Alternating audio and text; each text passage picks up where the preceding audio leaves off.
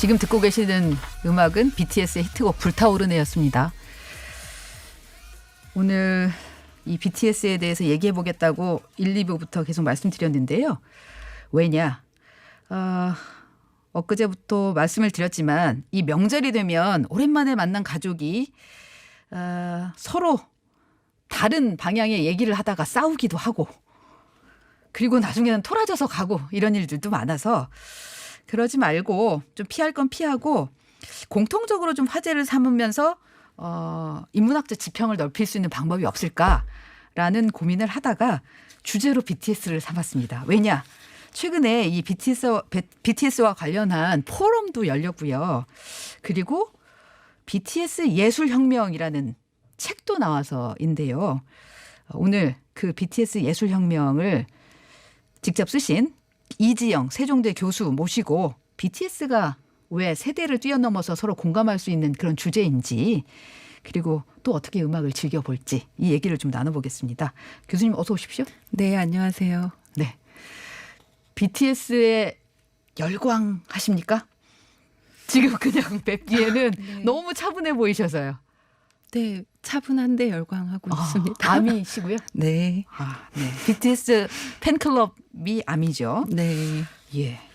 근데 사실 그냥 저희들 입장에서는 이제 BTS 노래 좋고 그리고 춤 좋고 이러니까 그냥 즐기면 되지 않을까 싶은데 이걸 이렇게 책으로까지 만드셨고 이거를 책으로 만들면 우리가 또 공부를 해야 될 것 같은 느낌이 들잖아요. 왜 이렇게 책까지 내신 겁니까? 네, 일단 그 질문 정말 많이 들었는데요. 네. 이유를 두 가지로 설명을 드린다면 일단 아미라고 하는 방탄소년단 팬들이죠. 이 팬들이 맺고 있는 이 집단의 존재 방식과 활동 방식이 네. 기존의 어떤 다른 집단이나 이전 세대에서 볼 수 있었던 모습과 굉장히 달랐기 기존의 때문에 팬클럽하고 달라요, 많이? 팬클럽하고만 다른 게 아니라 네. 기존의 사람들의 어떤 집단의 이 활동 방식하고 달랐기 때문에 네. 이 부분에서 이제 굉장히 사회학적인 접근이 필요하다라고 생각을 했고 네.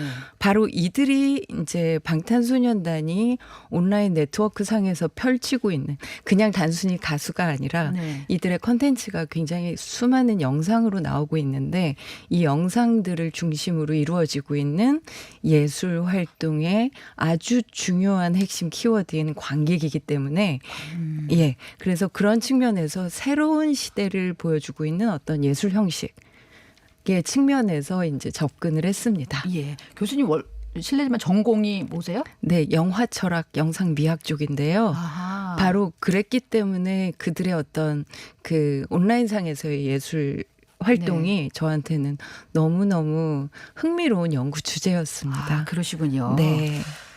영상 철학? 영상 네, 미학? 영화 철학. 영화 철학, 영상 미학. 네. 그것도 저한테 굉장히 어렵게 들리긴 하는데 네. 흥미로울 대목인 것 같기는 해요. 특히 지금 영상이 그 사람들한테 주는 임팩트가 굉장히 크잖아요. 네. 그리고 지금 유튜브가 대세인 이유도 이 영상이 갖는 힘 때문에 그런 것 같아서 예. 그렇군요. 예, 방탄의 경우에도 노래만 그러니까 CD로만 듣는 음악이 아니라 이제는 뮤직비디오나 그다음에 그 이외에 여러 가지 부가 콘텐츠와 동시에 즐겨야 되는 어떤 그 예술이기 때문에 영상의 측면이 매우 중요하다고 말씀드릴 수 있습니다. 그럼 이렇게 책까지 쓰시면서 연구하시는 연구자 입장에서 이 방탄소년단의 특징을 우리가 어떻게 봐야 됩니까? 뭐 굉장히 여러 가지 측면에서 볼 수 있는데요. 일단 이제 저처럼 약간 인문학적인 측면에서 바라보는 사람들에게 그리고 팬들에게 가장 인상적인 측면은 주제의 측면과 그다음에 그 주제를 전개하는 방식이라고 할 수 있습니다. 그래서 이제 주제 측면에서 본다면 보통 대중 가수들이 많이 다루고 있는 것들이 연애, 사랑, 이별의 슬픔 이런 얘기들이 가장 보편적인 메시지들이잖아요. 근데 이들 같은 경우에는 사실 그런 얘기는 거의 찾아볼 수가 없고요. 어떤 사회에 대한 비판이라든가 그다음에 자아에 대한 성찰이라든가 어떤 식으로 우리가 이 세상을 살아야 될 것인가라는 사실은 굉장히 무거운 주제들이 다루어지고 있어요. 그런데 그 주제들이 그냥 이번에는 이런 거 한번 다뤄보고 저번엔 다른 거 한번 다뤄보자 이런 식으로 연관을 맺는 게 아니라 일관되게. 예, 일관되게 계속 주제가 연관되면서 발전 성장하고 있다라는 예. 점에서 사실은 다른 어떤 가수들에게서도 별로 본 적이 없는 주제의 전개 방식이라고 말씀드릴 수 예. 있습니다. 근데 교수님 예전에 왜 서태지와 아이들이 나왔을 네. 때도 그 얘기 많이 했었잖아요. 네. 서태지와 아이들도 정말 새로운 네, 그 네. 아이돌의 출연이다. 네. 그리고 그들이 주는 메시지도 네. 사회적 메시지가 컸다. 네. 그랬는데 또 고기하고 다른 측면이 있다는 거죠. 네, 그러니까 서태지와 아이들 같은 경우에는 사회적인 메시지들 저도 이제 굉장히 예. 즐겨 들었기 때문에 예. 사회적인 메시지들을 다루지만 단편적으로 다루었어요. 음. 어떤 때는 통일에 대해서 한번, 어떤 때는 뭐 학교 문제에 대해서. 네. 그냥 한 곡씩 툭툭 던졌지만 앨범 전체가 어떤 특정한 주제의식을 가지고 유기적으로 성장 발전하는가라는 측면에서는 방탄소년단하고 상당히 다른 모습을 보이고 있다고 말씀드릴 수 있습니다. 그렇군요. 네. 한 앨범에 하나의 주제가 유기적으로 연결되어 있는 게 특징이군요. 예, 그리고 그 앨범들끼리 다 유기적으로 연결이 앨범들도 되어서 연결돼 네. 있고 그렇군요. 그리고 아까 말씀하신 이제 주제가 그렇고 그런 주제를 전개하는 방식, 예, 전달하는 그러니까, 방식. 예, 그 전달하는 방식이 하나는 좀 전에 말씀드린 마치 책을 펴서 한 챕터 두 챕터를 넘기면서 읽듯이 주제가 이제 발전하고 있다라는 점과 네. 그다음에 아까 제가 책을 쓴 이유이기도 했던 네.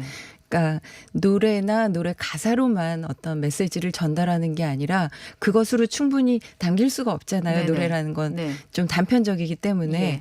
그러니까 그것을 보충할 수 있는 메시지들을 영상들을 영상으로. 통해서 또 제공을 하는 거죠. 네. 그래서 그러면은 그 한글을 모르는 전 세계의 이 아미들이 열광하는 게 네. 그런 영상의 힘이라고 봐야 될까요? 그런데 거의 대부분의 아미들은 가사가 무슨 얘기를 하고 있는지를 정확하게 알고 있습니다. 그거는 그러니까 본인들이 공부를 하는 건가요? 그러니까 공부하는 팬들도 많이 있는데요. 그것보다는 이제 방탄소년단 관련된 컨텐츠가 공개가 되면 거의 실시간으로 무료 봉사를 하는 팬 번역가들이 네. 번역을 해요. 예. 그러면 그게 다시 자국어로 순식간에 다 번역이 되기 때문에 네. 이제 물론 거기에서 완벽한 번역이라는 건 존재하지 않기 때문에 네. 늘 문화적 갭이 존재하죠. 그래서 이제 그 팬 번역가들이 문화적인 그런 부분까지 각주를 달아서 다 번역을 합니다. 아, 그것까지 설명을 해주는군요. 네, 네, 네. 그래서 어떤 땐 요만큼인데 각주가 2배, 3배가 되는 2배, 3배 경우들도 많이 있어요. 한국을 그런 면에서 주제뿐만이 아니라 그 배경까지도 설명하는 역할을 하고 그걸 전 세계에 전달하는 네. 그런 지금 매개체가 되고 있다는 거죠. 네. 예. 이쯤에서 교수님의 추천곡을 네. 하나 받고 그거를 네. 좀 들어보고 가겠습니다. 네. 왜냐하면 차 안에 계신 분들 또 아니면 집에서 이 방송 듣고 계신 분들한테 BTS 음악 하나 선물로 드리려고요. 네. 뭐 추천하시겠어요? 발표된 지 좀 된 곡인데요. 2016년에 발표된 윙즈 앨범에 나와 있는 Am I Wrong이라는 곡입니다. 왜요? 예, 그러니까 내가 뭐 잘못됐어? 라는 의미죠. 예. 그러니까 그냥 이제 저 개인적인 선택으로 제가 좋아하는 곡이기도 한데 네. 요새의 사회 돌아가는 분위기와 이 가사가 굉장히 상응하는 지점들이 있어서 아. 일부러 추천을 했습니다. 아, 그렇군요. 네. 그러면 이지영 세종대 교수님이 추천하신 BTS의 Am I Wrong 듣고 다시 얘기를 좀 이어가도록 하겠습니다. 예, TBS 추석교통 특집 방송 색다른 시선 이숙입니다. 진행하고 있는데요. BTS 예술혁명을 최근에 쓰고 이 BTS에 담긴 사회적 의미를 짚어낸 세종대 이지영 교수와 얘기 나누고 있습니다. 교수님. 네. 우리 4953님이 뭐라는 거지 사실 가사를 못 알아듣겠어요. 아재라 네, 그런가 네. 그러셨는데 저도 사실은 잘 못 알아듣겠어요. 조금 전에 그 에마이롱이 네. 되게 빠르고 네, 랩도 네. 좀 들어있고 이래서 예. 원래 저런 노래들은 그냥 한 번 들으면 누구든 아재든 아니든 다 가사는 잘 못 알아듣습니다. 예. 그래서 요새는 그러니까 예전에는 노래들이 굉장히 느렸기 때문에 다 알아들었는데 요새는 가사는 또 좀 따로 찾아봐야 네. 이제 알 수 있고요.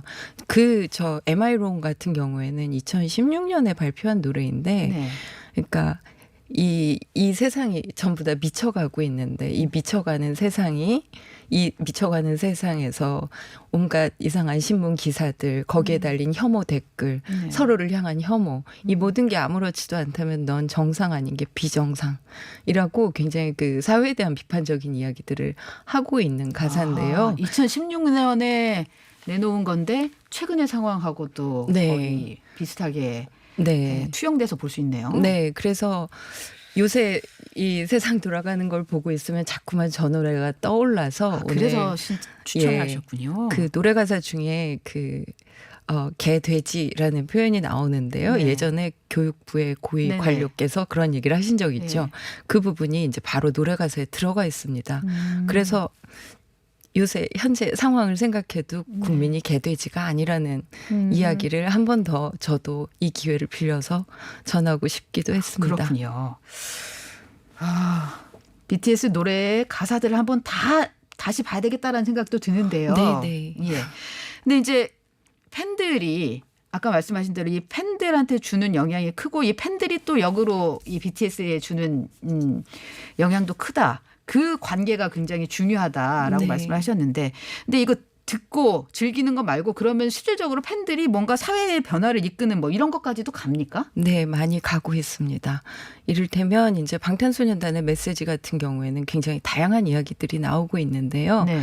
그러니까 굉장히 비판적인 어떤 저런 이야기들에서 러브 열셀프라고 하는 주제가 이제 2017년, 18년에 주로 전개가 되었었는데 그런 주제들이 그냥 아주 추상적이고 피상적이게 나를 사랑하자 이런 이야기가 아니라 그러니까 자기 자신이 누구인지에 대해서 목소리를 내라라는 의미를 담고 네. 있거든요.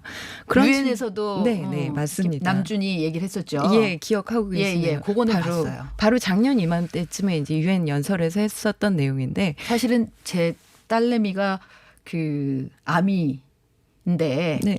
그 당시 유엔에 연설할 때가 유럽에서 여행을 하던 중이었는데 작년 이맘때네요. 네, 작년 네. 추석 연휴 때였으니까. 그랬는데 그거를 찾아 듣겠다고. 그래가지고서는 뭐 반고우의 뭐 작품 이런 거는 관심도 없고 그러더라고요. 네.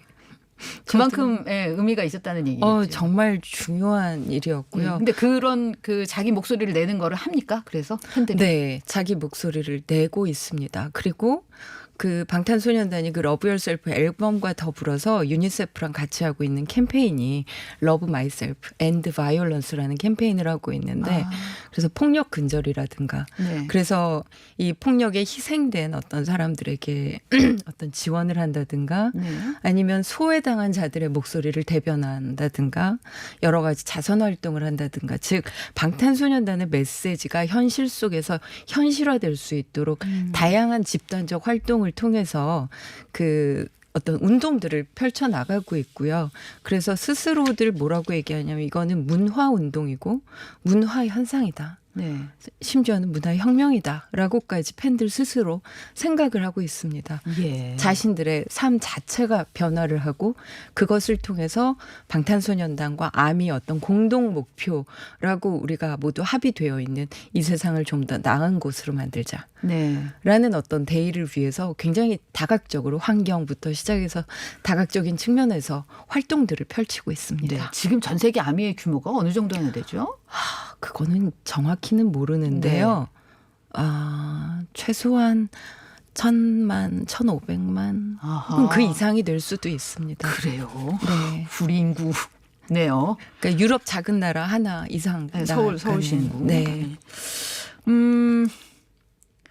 그거는 아마 음악적인 성취, 이를테면 빌보드 차트에서 1위를 3번은 하는 네. 그런 식의 이제 음악 성취를 보였기 때문에 네. 그게 이제 또 그런 팬의 반응이 더 강화되고 또 이게 그 다음번에 또 음악적 성취로 이어지고 이런 좀 선순환이 지금 되는 거 아닌가라는 생각도 들고요. 네, 한편으로는 그렇게 이제 선순환이 되고 있고요. 네. 근데 중요한 거는 어떤 그 되게 놀라운 기록들을 많이 갱신하고 있잖아요. 네. 거의 매일매일 갱신하고 있는데 예를 들면 올 상반기에 전 세계 음반 판매량 1위가 방탄소년단입니다. 아, 작년 올 상반기에? 예, 올 상반기에. 그래서 4월 달에 나온 앨범이 이미 400만 장 이상이 팔렸어요. 네. 근데 그거는 단순한 어떤 경제적인 가치나 기록보다도 그 측면도 상당히 중요하지만 아미들은 끊임없이 이 기록을 갱신하기 위해서 노력하는데 왜냐하면 미국 시장이라는 곳에서 방탄소년단을 안전하게 안착시키기 위해서 노력을 하는 거거든요. 아, 그 이유는 미국 시장이라는 곳이 전 세계의 절대 다수를 차지하는 게 아님에도 불구하고 절대적인 입지를 가지고 있는 곳이기 때문에 네. 그 시장을 뚫어서 그 더 안에서 이상- 주류 안에서 그 장악하겠다. 네, 그래서 자리를 잡아야지 목소리도 커진다. 그렇죠. 더 이상은 흔들리지 않는 어떤 입지를 방탄소년단에게 그런 입지와 자유를 주고 싶다라고 하는 게 아미들이 끝도 없이 노력해서 기록을 깨고 있는 가장 중요한 의도입니다. 그렇군요. 네. 알겠습니다. 오늘은 추석 특집으로 명절 때 같이 얘기해 볼 수 있는 주제 중에 하나 저희가 던져드리는 BTS였습니다.